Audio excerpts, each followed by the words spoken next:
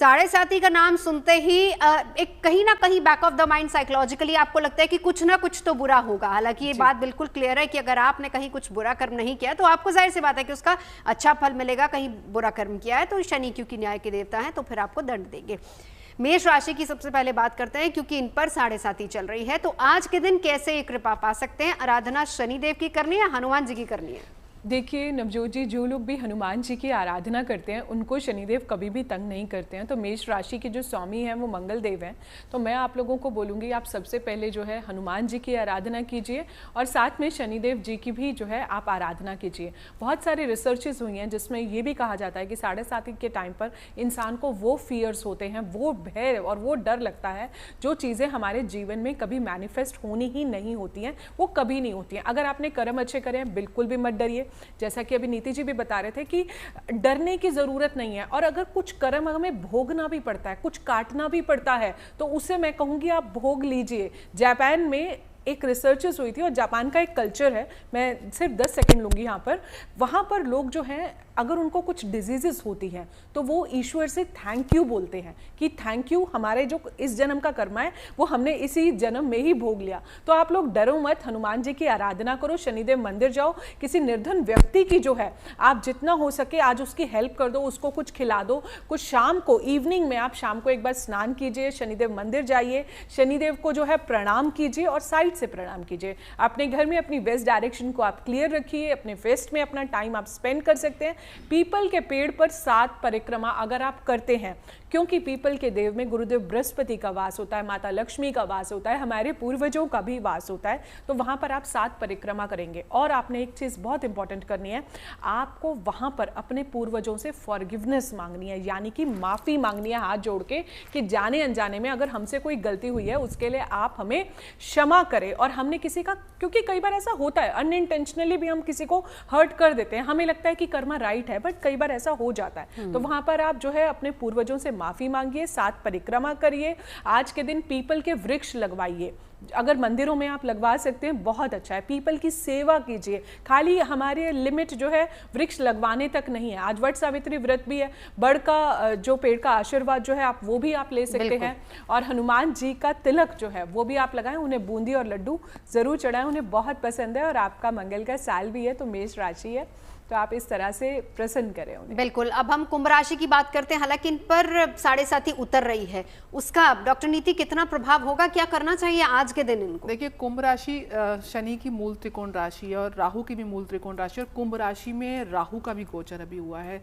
तो कहीं ना कहीं कुंभ राशि वालों को इस समय थोड़े से कष्ट हो सकते हैं, विशेष रूप से शारीरिक कष्ट। और जब शनि उतरते हैं कहते हैं कि आपके पैरों से उतरते हैं, तो कुंभ राशि वाले जातकों को हो सकता है पैरों की समस्या या कोई छोटा माइनर एक्सीडेंट जिसमें उनके पैर को चोट लग जाए, तो ये विशेष ध्यान रखना है। लेकिन शनि भगवान ऐसा नहीं है कि आपको कष्ट देने के लिए आए हैं, वो आपके जीवन के जो बैलेंस शीट है उसको न्यूट्रल करने के लिए आए हैं। तो उसमें आपको थोड़ा क्रेडेंशियल अपनी तरफ से डालना है। कैसे डालना है? आपको जो अपाहिज हैं, जो विकलांग हैं, जो दिव्यांग हैं, जिनके लिम्स नहीं है, पैर नहीं है, उनको किसी भी रूप से आप सेवा दीजिए तो आपको ये कष्ट नहीं होगा। दूसरी चीज, शनि की कहते हैं कि दृष्टि से बचना चाहिए। तो जैसे वाना जी ने बोला कि शनि जी की जब आप पूजा करने आज जाएंगे मंदिर में, तो शनि की मूर्ति के समक्ष सामने आपको नहीं खड़ा होना, थोड़े साइड में होके खड़ा होना है और उनकी आंखों में नहीं देखना। उनकी दृष्टि, आप कई बार देखेंगे मूर्ति में आंख की जो स्पेस होती है वहाँ पे आंख नहीं लगी होती, क्योंकि दृष्टि कहते हैं, क्योंकि शनि की कुंडली में 3री, 7वीं और 10वीं दृष्टि होती है, जिसमें 3री सबसे ज़्यादा खराब दृष्टि होती है। तो इसलिए शनि जी की साइड में खड़े होकर, और जैसे आप दंडवत प्रणाम करते हैं न्यायाधीश के ऊपर, क्योंकि तुला राशि में उच्च के माने जाते हैं, तुला राशि कहीं ना कहीं न्याय की प्रतीक होती है, उसी प्रकार जैसे न्यायाधीश के सामने आप दंडवत करते हैं तो अपने हाथों को पीछे रख के आप शनि जी के चरणों में आप दंडवत करें। जो कुंभ राशि वाले लोग हैं, शनि दशरथ स्तोत्र का पाठ करें, शनि चालीसा का पाठ करें, ओम शम शनिश्चराय नमः मंत्र का 108 बार रुद्राक्ष की माला से। रुद्राक्ष की माला क्योंकि इसमें भगवान शिव का वास है।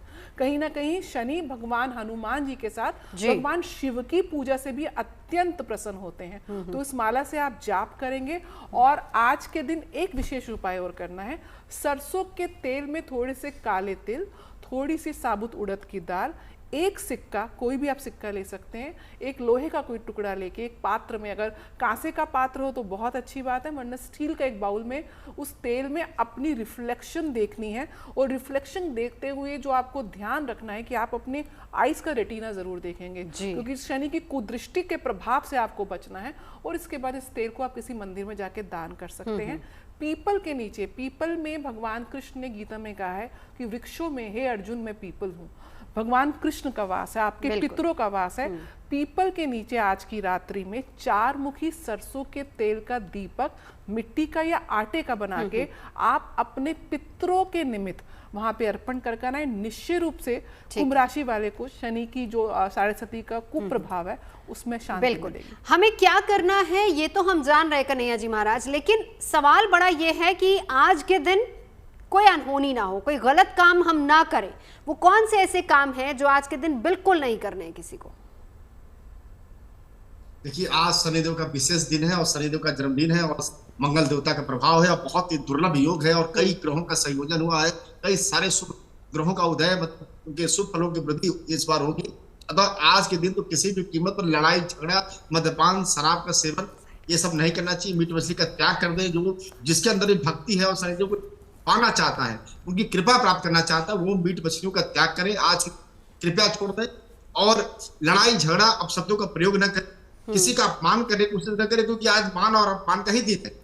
आप किसको कितना सम्मान दे सकते हैं, किसको कितना अपमानित कर सकते हैं, आज उसी का हिसाब किताब होने वाला है। तो हमको ऐसे कार्य ही नहीं करना है जिससे किसी को मन वचन कर्म से किसी को कष्ट हो। क्योंकि मैंने कहा दिया कि हमारे न चाहने बाद भी किसी का हित हो जा रहा है तो भी हमारे पाप नहीं गिना जाएगा, जिसका दंड हमें बाद में मिलना है। तो हम ऐसा काम क्यों ऐसा काम करें। आज शनिदेव का दिन है, आज केवल शनि भगवान का जाप करें, शनि मंत्र का जाप करें, शनि भगवान की कृपा प्राप्ति के तमाम प्रयास जो हो सकते हैं करें। शनि मंदिर में जाकर शनिदेव के सामने खड़े हो ओम शम शनिश्चराय, ओम शम शनिश्चराय, ओम शम शनिश्चराय नमः मंत्र का जाप जितना आपकी शक्ति हो उतना बार करें। और पीपल के पेड़ के नीचे जाकर काला तिल, काला कपड़ा और सरसों का तेल चढ़ाने से शनिदेव बहुत प्रसन्न होते हैं। शनिदेव कोई लोहा, घर की कोई पुरानी लोहा जैसे चाकू है, चूल्हा है या कोई पुराना तावा है, यदि घर का पुराना यूज किया हुआ लोहा जाकर शनिदेव के पीपल के पेड़ के पास रखने से ये माना जाता है कि हमारे घर से शनि संबंधी जो नकारात्मक ऊर्जा है वो चली गई है। इसलिए आज के दिन लोहे का दान हम लोग करते हैं। अपने घर का पुराना कोई लोहा हो, यदि हम लोग शनि मंदिर में रख कर आते हैं तो ये माना जाता है कि जो शनि का दुष्प्रभाव या नकारात्मक ऊर्जा जो इकट्ठी हो गई थी वो मैंने शनिदेव को दे दिया, तो वो हमारे घर से शनिदेव ने ले लिया, नकारात्मक ऊर्जा का हाथ हो चुका है। इसलिए ऐसा करने से शनिदेव बड़े प्रसन्न होते हैं। और आज के दिन किसी को भी भूल कभी अपमानित न करें, झूठ बोलने से बचें, अच्छे कर्म करें, सात्विक तरीके से रहने से शनिदेव बहुत ही प्रसन्न होंगे। तभी आपकी पूजा मान्य भी होगी और तभी आपकी पूजा शनिदेव स्वीकार भी करेंगे।